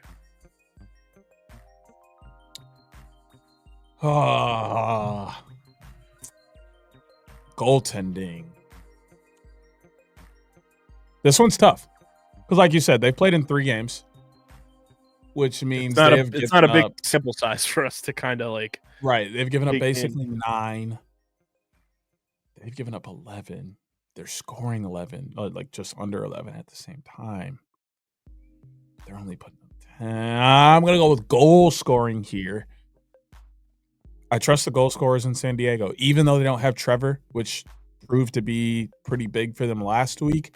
I think their goal scoring really is going to shine, and especially when you have players like Danny Logan and Zach Curry, you're playing defense for you. Things get a little bit easier. I'm going to go with San Diego as well. Yeah, San Diego's averaging nearly 12 goals a game. Vancouver's averaging about 10. For a little perspective there. We're both going with our squads, I assume. It's Ops Week at the Wells Fargo Center and at Lincoln Financial Field.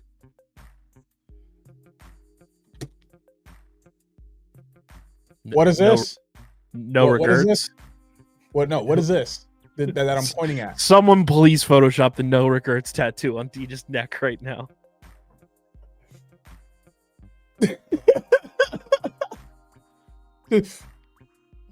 Go next. Obviously, I'm going with the next. And like I said last week and the week before that, I'm eating this Big Mac on pie when we beat y'all. You still got to eat another one. See, neither here nor there. Go next by 2. Go next by 2. Time to let it fly. Fly, Eagles, fly. Philadelphia sweep this weekend. Battle at the Nest. This dude. Thunderbirds, Nighthawks, Adjective Bird Bowl. I don't know. Rochester being at home, kick-ass jerseys. Sis looks great. I don't know what to make of Halifax still after, was it 4 games for them? They're 1-3 and they beat Albany in a fourth quarter comeback. And that's really all they have to hang their hat on so far this season. Negative goal differential. I don't know. I think Rochester builds momentum off of last week and carries it into a home win. I'm going to take the Nighthawks.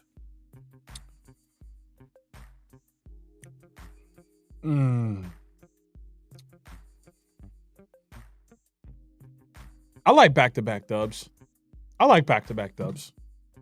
Every once in a while, you got to pull something crazy out the hat.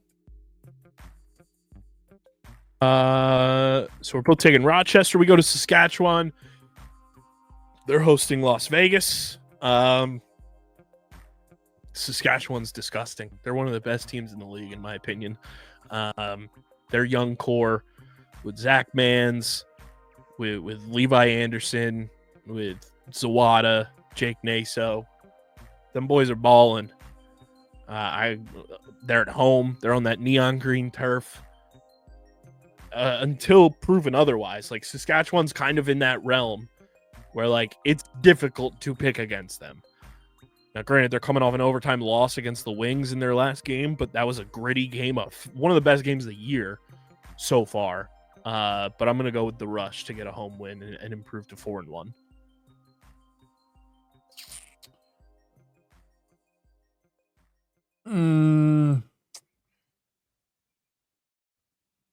I like the Rush at home as well. They, like you said, that young core has looked great so far to start the year. They've done a great job of just moving the ball around, playing with high energy, and really stepping up in the biggest moments. And as much as that win last week for Vegas was fun and good for them, I don't think it's enough to build momentum against a team that has played very good lacrosse. And like Naso's cooking everyone at the Stripe. It doesn't matter who you are. He's like doing things that only Trevor Baptiste, Jake Withers, and Jay Thornberry have done. Like, and he's a rookie. Like, he's on another level right now. And genuinely, like, I'm not saying he should win it, but I think at the end of the year, when we're talking rookies of the year, if Naso's name is not in the mix, we riot. Like, obviously, Brennan's going to be in that. Dyson's going to be in that. Jake deserves to be in that category through 6 weeks of the season. I wholeheartedly agree. He has played fantastic ball and has presented them with opportunities they didn't have the past few seasons. And I think that's why we see Saskatchewan in the top half of the league at the moment rather than the bottom half.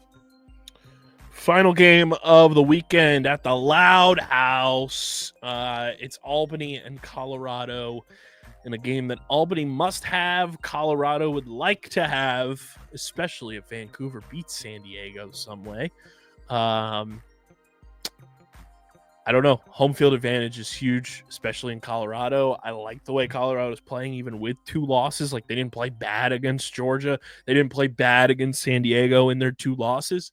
I think this is a huge game that could carry momentum over for just the state of Colorado and the city of Denver going into the playoffs against the Buffalo Bills on Sunday for the Broncos. This is kind of like your pregame to that. I like Colorado in this one.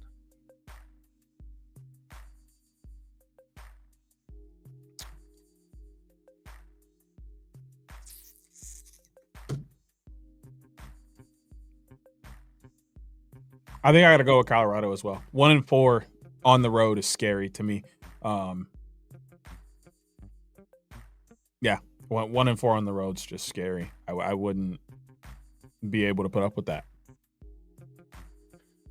So there it is, our Week 7 picks of the week. We're both going Georgia, Buffalo, San Diego. I've got Philly. Deej has Calgary. We both have Rochester. Both have Saskatchewan. Both have Colorado. And in terms of our records following last week's games, Deej, you're sitting at 20-10, and I am at 13-17. Puts the pod at a total of 33-27 on the year. I need you opportunity for growth. I need you to catch up, Mustard. We need 6 of these games to go our way. Do we pick all the same? Except for our game. Okay, good. Because things never go well when we pick all the same. Well, we didn't pick all the same last week, and we went a combined 1-5. So. Hey, it went. I gotta win. I'm saying for the overall pod record, we went 1-5 total. Matter of fact. But the previous week, he said he's going to nominate himself. You see this, chat? You see this, chat? Is this real? The previous week, we didn't do that terribly. No, we didn't. I think I still beat you out, but you got 4 wins. I got 3, so we had 7 total wins. Not terrible. But those are our Week 7 picks of the week, powered by Kenwood chiropractor Beer. This guy, get the fuck out of here! Get out! Get him out! Gonna go get one of the mall massages, dog. This guy. Speaking of, I need to go get one of them ASAP. Final segment here. It's brought to you by the PLL app, guys. PLL Nation new season starts January 28th. No better way to get your account going with the PLL app than right now. It is the go-to place for everything regarding the PLL, the WLL, all the lacrosse news you need when it comes to the professional field game. From articles from beat writers, press releases, behind-the-scenes videos. It's truly one of the best apps out on the App Store right now. Download the PLL app, go to the redeem code section, and use code OTBPOD. That's code OTBPOD for 500 XP on your account.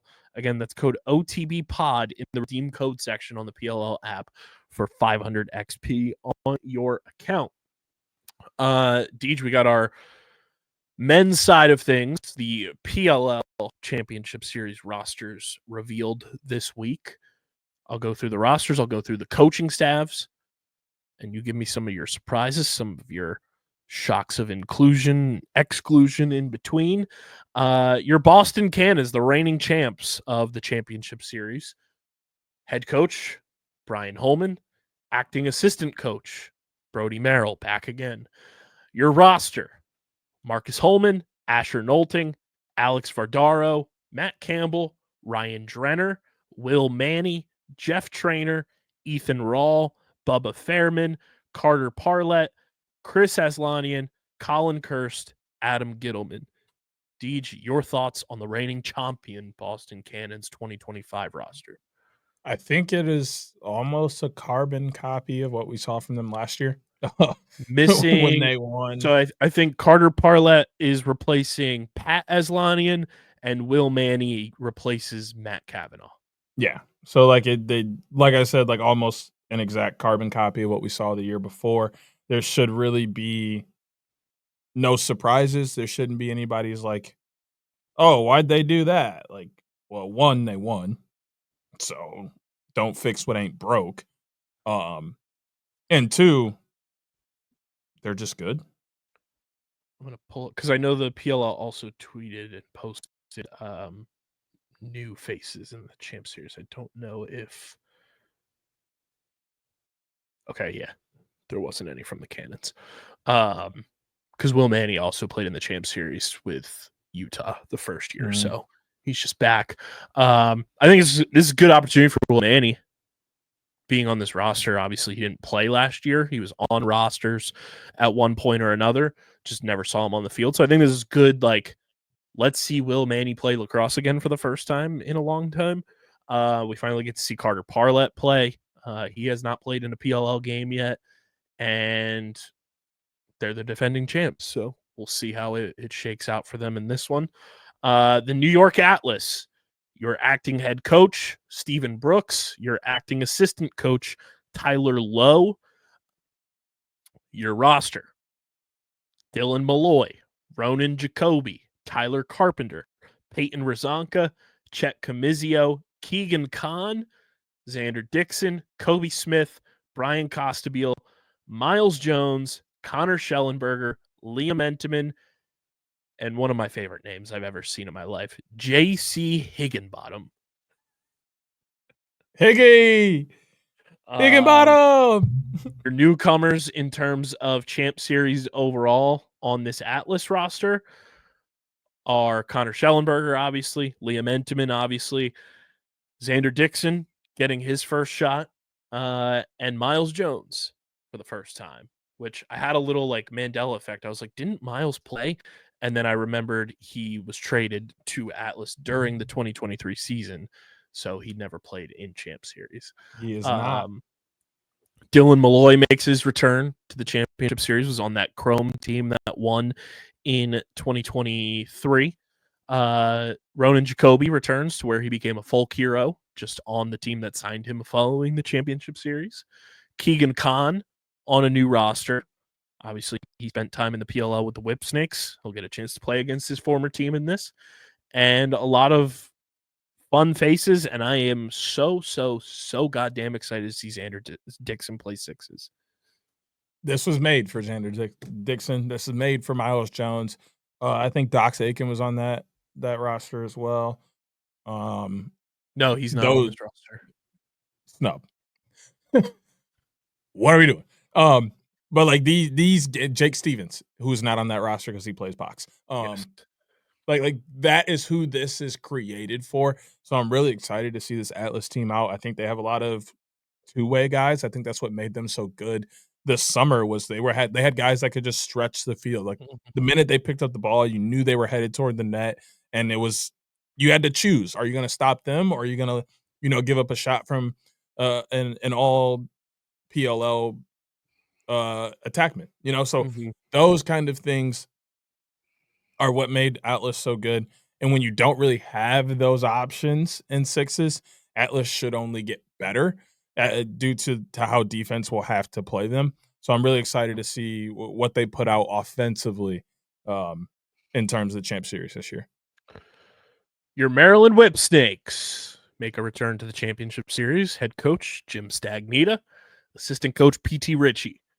Your roster, Ryan Conrad makes a return with a new team, was obviously on the Water Dogs roster last year. Roman Puglisi, Dylan Palinetti, Tate Gallagher, Jack Corus, Colin Heacock makes a return to Champ Series. He was on that 2023 Chrome roster as well. TJ Malone, Jacob Angelis, Matt Rambo makes his Championship Series debut this year. Wheaton Jacoboys, Brad Smith is back. Brendan Krebs, Will Mark. Deej, your thoughts on the Whips? I'm really excited to see Krebs and Will Mark, whoever will get that start. Either one of them should be very exciting to see in the sixes model, and especially with their differences. Will Mark a little bit shorter on the smaller, skinnier side. Krebs takes up a little bit more space, is a little bit taller. So really be fun to see them, in net. But as far as on field, not surprised. I think surprised Rambo's playing after his comments in Philly saying, sixes is a young man's game. Yes, but what else is he doing right now? He does coach in I mean, I'm not like that, but it's just like he's not playing lacrosse. He's not going to give up an opportunity to go play. And I think that's really more of what this is like, it doesn't surprise me that he's like, okay, I have an opportunity to go do something in the winter. I haven't done it the last couple times we went. Let me give it the good old college try. I don't think they make it next year, he probably doesn't play. But like, are we nearing the end of Matt Rambo's career? I still think he's got a couple good years left in him. I mean, I do too, but like even a couple good years is toward the I end, think and like that may be I only went down that train of thought is because that may be influencing him the way I saw to this, do it now because he's like, okay, I'm gonna retire in 5 years. Who says we make the champ series again in the next 4? Maybe I don't have an opportunity to do this again. Let me just get it out the way. He's not gonna get any younger.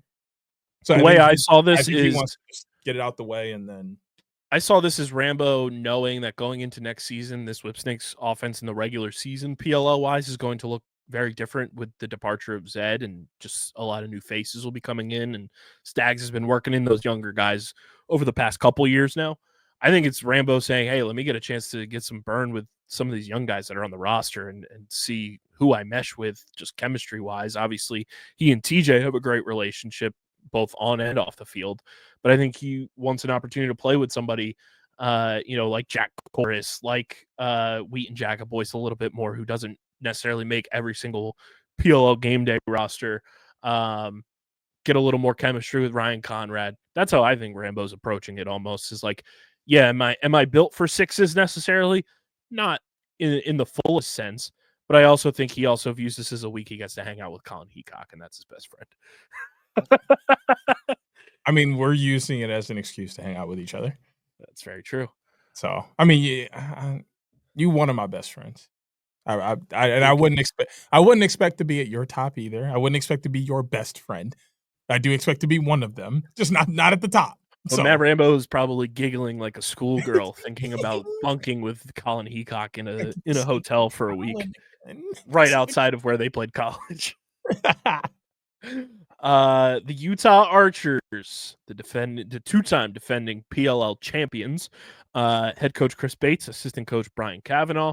Your roster: Grant Ament, Ryan Ambler, making his Champ Series debut, Mac O'Keefe, Ryan Oghaven, Cole Williams, Piper Bond, Matt Moore, Mason Woodward, Bo Pedersen, Jack Van Overbeek, Connor Marr, Nick Washuta, and I think the biggest holy shit moment for a lot of people, because I was just taking it in from everyone's perspectives because he predates my lacrosse knowledge, and that is Jack Runkle.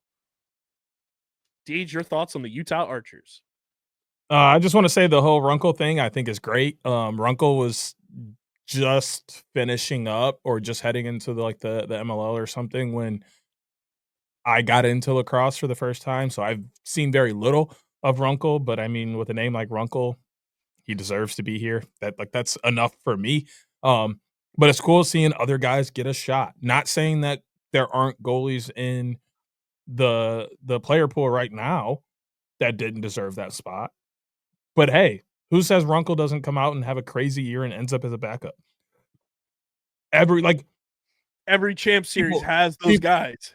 That, and it's just people are constantly like pointing out like how old he is and like they can't believe it. And it's like, this is what we asked for in terms of the champ series. This is what we asked for in terms of sixes and other avenues of lacrosse, is to give more guys a chance to play, which means some of your favorite guys are going to get passed over. Or some of your favorite guys play NLL and are not eligible to play. Yep. There's a lot of reasons why this is good. I just equate it really to like how I see the other levels of basketball. Like, everybody wants to make it to the NBA. That's everybody's desired point. And then you got the people that are right below them that are in the G League still pushing to get to the NBA. But then behind the G League, you have the New Zealand Basketball League. You have the league in France. You have the Premier League in Spain. You have a league in Greece. Like, you have a league in Lithuania. Like, but all of those are under. But if you go Israel, yeah, but like if you go look at those leagues, it's all guys who played high level college basketball, who were in the NBA at one point, are now no longer there. Like, you need these other leagues and avenues and opportunities for as many guys to play as possible, because that just brings more eyes to your sport. And I view it, the more and more that I've been getting into soccer with the Premier League and everything, go listen to Top Pins because it's back. the more and more I feel vindicated when Champ Series got introduced that this is very much like the Champions League in the Premier League, like soccer universe, and the Serie A soccer universe, which again, very similar. Like you have Premier League in England, you have Serie A in Italy, you have the Bundesliga in Germany, you have the Spanish league, you have a whole bunch of stuff in soccer. This is where everyone's coming together from the same league. Top 4 qualify, very much like Champions League. And you're competing for another trophy. And Matt DeLuca told us when he came on the pod this summer, like, guys want to play in this tournament now. Like, this is something that the guys who miss out on playing in the Champ Series are like, shit, I wish I was playing in this. Because not only does it jumpstart your team chemistry with the guys who are there, it also shortens your off season if you're playing in it. And you get a chance to play for a trophy. And guess what, guys? Trophies and banners, they're there forever. They're next to your name forever. Like, that's the cool part about this. And you get to see, like, those folk legends that we've seen in just 2 years of this thing take off, and guys have been able to carve out careers for themselves or get opportunities to make a roster because of the championship series. Look at what Ronan Jacoby did last year. Like, that's what this is for. Tommy Palasek coming out of the clouds again to help out and be part of something. Like, there are guys who, like, Brian Phipp's legs are a Champ Series story of legend when he posted that photo of his legs all bruised up. Like, in just 2 years of the Championship Series, we've gotten storylines that are Kieran McCardle throwing the player of the tournament trophy into the stands because he was pissed off that the Water Dogs didn't win the whole thing. That is like, that shows you how much these guys want to win together. And that's cool about the Championship Series. I love the rosters. I love that it's like the defending PLL champions the last 2 years are the only team in the Western Conference in this thing. So it's the Archers versus everybody in terms of East and West. And I can't wait to see how much Stags just despises not having his defense yet again. You know he be mad. Bro be mad. Like, I wonder how many times will he bring up Michael Earhart? Because that's what he did in 2023. What are we setting the over under at? We don't have Michael Earhart in our whole team. It's just even funnier because Michael Earhart's retired now. I'm surprised he didn't call Michael Earhart to come be the assistant coach for this. I love Stags, but his love for I want somebody to love me the way Jim Stagnita loves Michael Earhart. That or nothing. If you don't love me as much as Stags loves Earhart, you not for me. I don't want it. We will have our prediction for the winner probably in like the next couple weeks. We'll go into it because we also want to see the WLL rosters and all that and make the double prediction there. But I'm excited for guys like TJ Malone. I'm excited for guys like Xander. I think Ethan Raw is going to be a fucking dog again. I'm excited for your guy and friend of the program, Bo Patterson. I think this is a format made for him, especially when we've seen the Archer shorts committees thrive over the last 2 years in this format. You know, Piper and Connor Marr have been dogs in Champ Series, and I'm excited to see Bo kind of just continue to fly under their wings and continue to develop. And I think this is only going to make him better. I think this is going to make Mason Woodward better. I think it's going to make Jack Van Overbeek better. Like, early go, that Archers roster is pretty nasty. Plus, you got Mac O'Keefe, who brings his NLL prowess and experience to the table now, which I think is lethal. And Mac O'Keefe shooting 2-pointers from 13 yards out is dangerous. Not for real. I'm really excited for really just the up and down we're going to see. Like, it's going to be a lot of goals scored. There's going to be some big hits. There's going to be action. And I think that is the best thing about this is it is pure action coming to the table, and it's going to be exciting. 100%. But yeah, I can't wait. Champ Series is about almost a month away. Crazy to think about. Last bit before we get out of here, just want to wish a big happy birthday to the boss man, the big dog, Mike Rabel. Genuinely, this podcast would not be anywhere close to what it is without his support and guidance and mentorship of both of us. He's the man. We fucking love him. And genuinely, like, his support means the world to us. And some of the stuff we're able to do is just like him giving us the green light and saying, yeah, let's do it. So shout out to the big dog. We love you, man. Yeah, man. Mike, you already know what it is.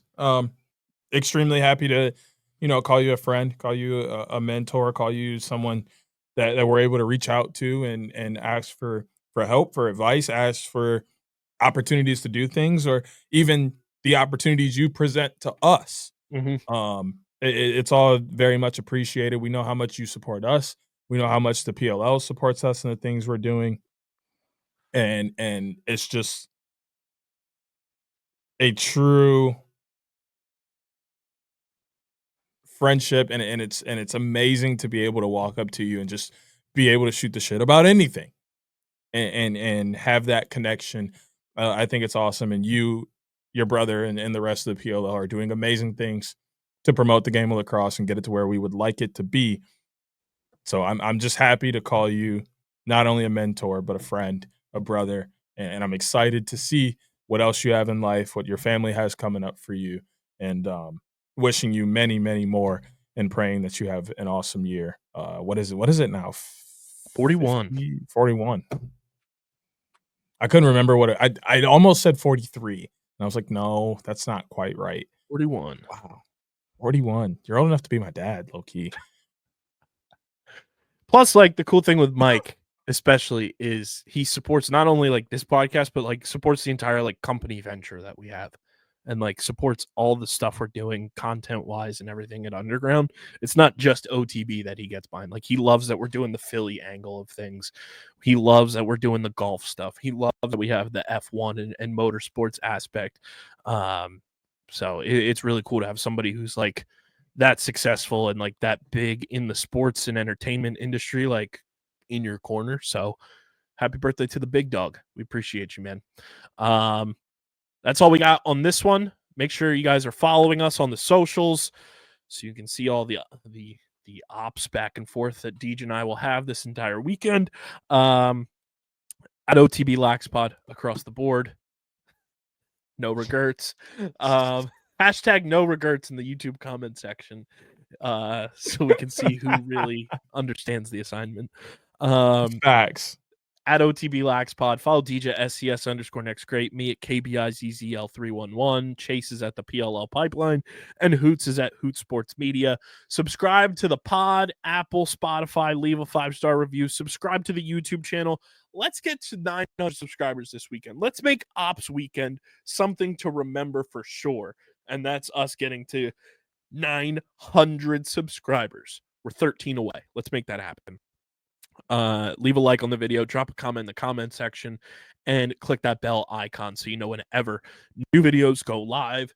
And of course, guys, check out Shootout For Soldiers website, shootoutforsoldiers.com/events, and register for one of their 3 already open to register upcoming events: High Point University Military Appreciation Games on February 15th, Shootout For Soldiers Houston, Texas on March 8th and 9th, and Shootout For Soldiers Colorado is back again on August 9th. Register. Link is in the description, shootoutforsoldiers.com/events. And this has been episode number 357 of the award-nominated, honorably mentioned, number 9 NCAA ranked, viewable on YouTube, and for 1 week and 1 week only, big-time ops vibes here on the Outside the Box podcast, the official lacrosse pod on the Underground Sports Philadelphia Podcast Network.